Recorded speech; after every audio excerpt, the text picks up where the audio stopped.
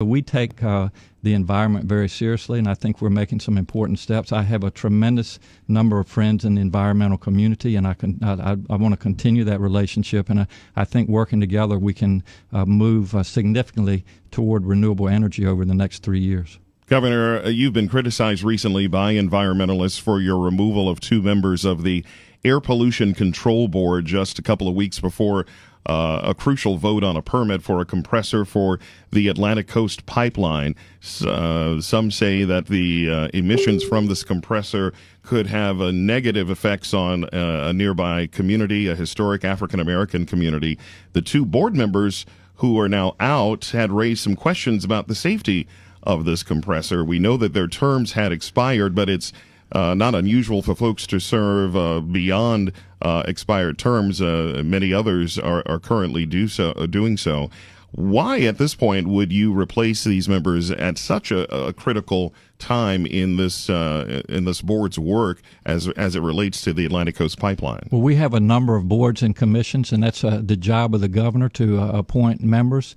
These members that were replaced on both the air quality and the water quality, their terms expired back in June.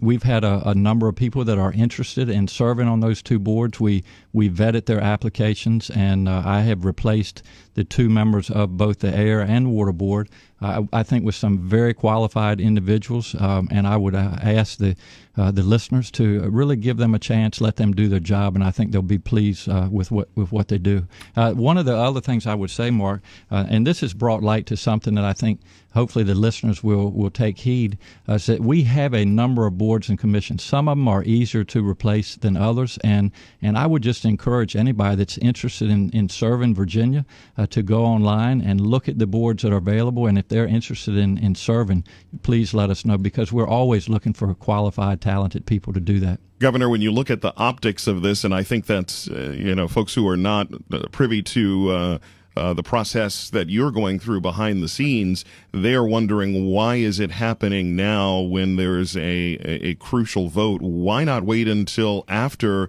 the work related to this vote? I mean, there had been quite a bit of work that went into getting to this point. Why not make the switch after the board casts that vote? I know there have been a lot of questions about the timing, but again, these terms expired back in June. There were well-qualified people that were willing to work on these boards, and they were scheduled to take a vote in November. This process didn't just pop up overnight.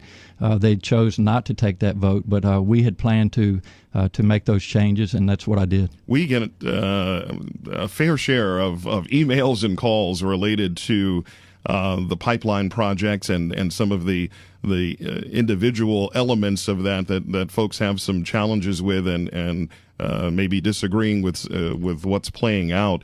What is your message to environmentalists who feel some of them feel abandoned by you, and they say that they supported you during your campaign, and they wonder where your head is on issues that are important to them? Well, like I said, I just mentioned some of the things that we're working on together. I have a lot of friends in the environmental community. We've done some good things, and I look forward to continuing to do that. So just working together, moving toward renewable energy is something that's important to me. As far as the pipeline, Mark, I would say that there's not a lot of middle road on that issue. There are a lot of people that want to proceed with the pipeline. There are a lot of people that don't want to, and I have tried to take the position of being fair. I'm not trying to play favorites, and I've said all along that we need to use science, we need to use the law, we need to take people's property rights into account, and if the pipeline moves forward, all of these things need to be considered, and so I have tried to be as fair as I can, but I do hear discussion on both sides of that issue. So your new members to this board, they will not be present when this vote is taken on the compressor issue, which is important for the pipeline. So that leaves the board, I believe, with 4 voting members. Are you, because one person, I guess, has abstained from voting, one of the remaining 5, are you comfortable with the board being able to proceed and cast a vote with all of the different interests represented? Absolutely, and I didn't think it was fair. I had no expectations from the time I made these appointments that they would be voting. So we tried to make that clear.